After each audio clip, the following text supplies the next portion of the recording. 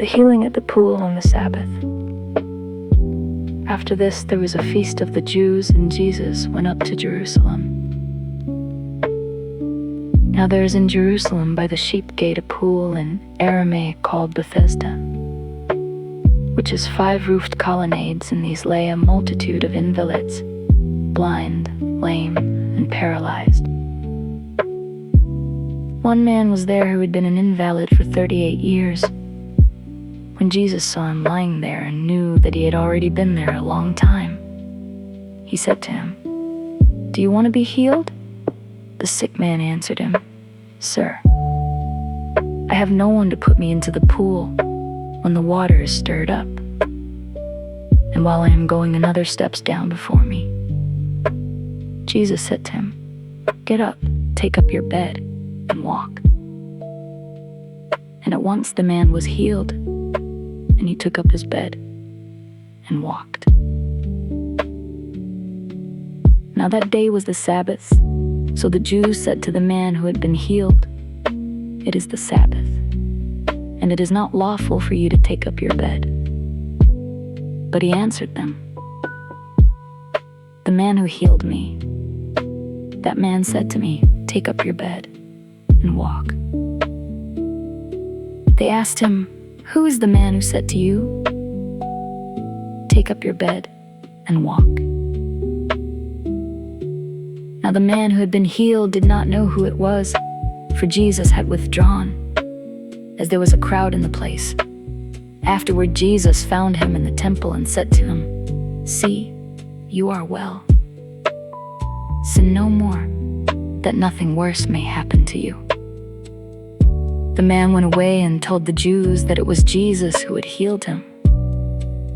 And this was why the Jews were persecuting Jesus, because he was doing these things on the Sabbath. But Jesus answered them, "My Father is working until now, and I am working." Jesus is equal with God.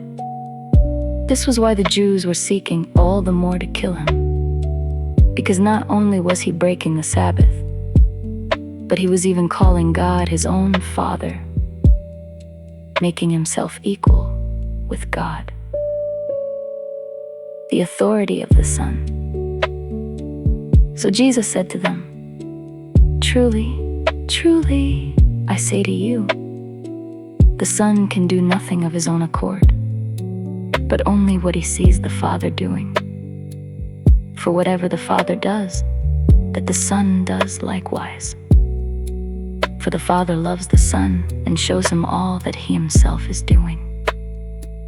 And greater works than these will he show him, so that you may marvel. For as the Father raises the dead and gives them life, so also the Son gives life to whom he will. For the Father judges no one, but has given all judgment to the Son, that all may honor the Son, just as they honor the Father. Whoever does not honor the Son does not honor the Father who sent him.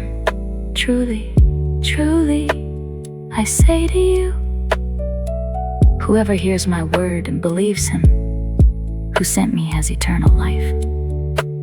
He does not come into judgment, but is passed from death to life. Truly, truly, I say to you, an hour is coming and is now here, when the dead will hear the voice of the Son of God, and those who hear will live. For as the Father has life in himself, so he has granted the Son also to have life in himself. And he has given him authority to execute judgment, because he is the Son of Man. Do not marvel at this, for an hour is coming when all who are in the tombs will hear his voice and come out, those who have done good to the resurrection of life, and those who have done evil to the resurrection of judgment.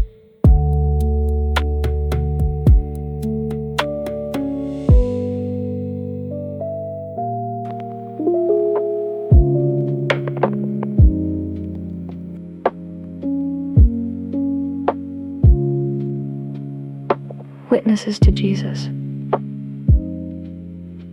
I can do nothing on my own. As I hear, I judge, and my judgment is just, because I seek not my own will, but the will of him who sent me. If I alone bear witness about myself, my testimony is not true. There is another who bears witness about me, and I know that the testimony that he bears about me is true. You sent to John, and he has borne witness to the truth. Not that the testimony that I receive is from man, but I say these things so that you may be saved. He was a burning and shining lamp, and you were willing to rejoice for a while in his light. But the testimony that I have is greater than that of John.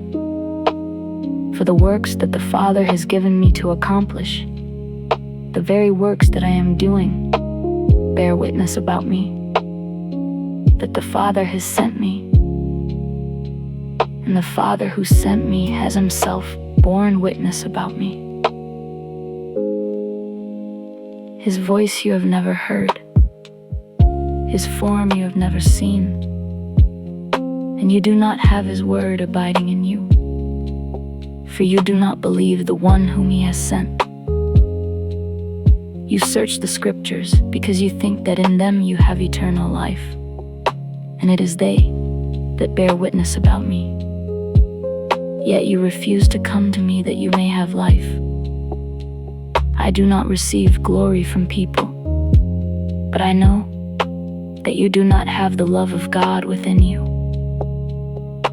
I have come in my Father's name, and you do not receive me.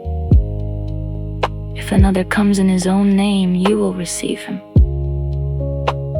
How can you believe when you receive glory from one another, and do not seek the glory that comes from the only God?